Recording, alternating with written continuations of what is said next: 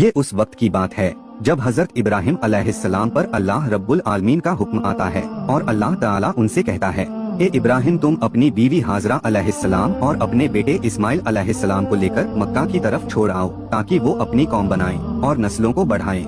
फिर हजरत इब्राहिम अलैहिस्सलाम अल्लाह का हुक्म मानते हुए अपनी बीवी हाजरा अलैहिस्सलाम और अपने बेटे इस्माइल अलैहिस्सलाम को लेकर चले जाते हैं। कुछ दिनों का सफर तय करते हुए हजरत इब्राहिम अलैहिस्सलाम अपने परिवार के साथ मक्का पहुंच जाते हैं। मक्का उस समय बिल्कुल बंजर जगह थी। फिर हजरत इब्राहिम अलैहिस्सलाम ने अपनी बीवी हजरत हाजरा से कहा, सुनो, ये थोड़ी खजूर है और ये थोड़ा पानी है, इसे पकड़ो और अपने पास रखो। अब तुम्हें यही रहना है और अपनी पूरी जिंदगी यही गुजारनी है।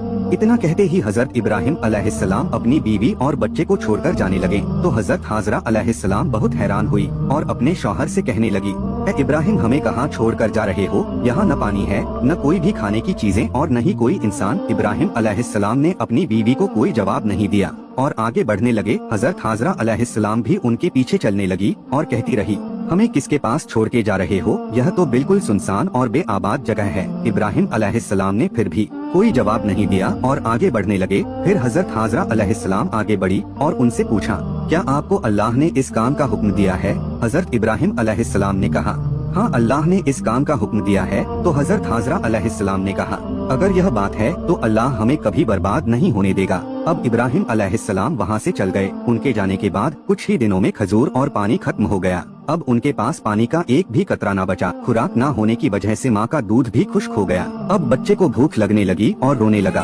बच्चे को रोता हुआ देखकर हजरत हाजरा कहने लगी, अब क्या करूँ, पानी कहाँ से लेकर आऊँ? फिर उन्होंने सफा की पहाड़ी की तरफ देखा और सफा की तरफ दौड़ी और कहने लगी कि शायद पानी या खुराक नजर आ जाए या कोई इंसान नजर आ जाए। और जब उन्हें कुछ नजर नहीं आया तो हजरत हाजरा नशेब की तरफ दौड़ी और जब वहाँ वो पहुँची उन्हें कुछ नहीं मिला तो कहने लगी, यहाँ भी कुछ भी नहीं है और मेरा बेटा इस्माइल भी कहीं नजर नहीं आ रहा। इतना कहते ही हजरत हाजरा तेजी से मरवा की पहाड़ी की तरफ दौड़ी और जब वो वहाँ पहुँची तो उन्हें वहाँ भी कुछ नजर नहीं आया तो कहने लगी, अब क्या करूँ, यहाँ भी कुछ नहीं है, मुझे और कोशिश करनी चाहिए, शायद पानी या खुराक मिल जाए। फिर हजरत हाजरा अलैहिस्सलाम सफा से मरवा की तरफ चक्कर लगाती रही। इसी तरह हजरत हाजरा ने सफा से मरवा के साथ चक्कर लगा दिए। फिर अल्लाह ने हजरत जिब्राइल अलैहिस्सलाम को हुक्म दिया और कहा, ए जिब्राइल, जाओ, उनकी मदद करो और पानी का इंतजाम करो। फिर जिब्राइल अलैहिस्सलाम अल्लाह का हुक्म मानते हुए जमीन पर पहुँच गए और पहुँचने के बाद उन्होंने जमजम वाली जगह पे अपना पर मारा तो हजरत इस्माइल अलैहिस्सलाम के कदमों के पास से जमजम के पानी का अजीम चश्मा शुरू हो गया। उधर हाजरा अलैहिस्सलाम जो मरवा की पहाड़ी पर थी तो उन्हें एक आवाज सुनाई दी जो इस्माइल अलैहिस्सलाम के करीब से आ रही थी।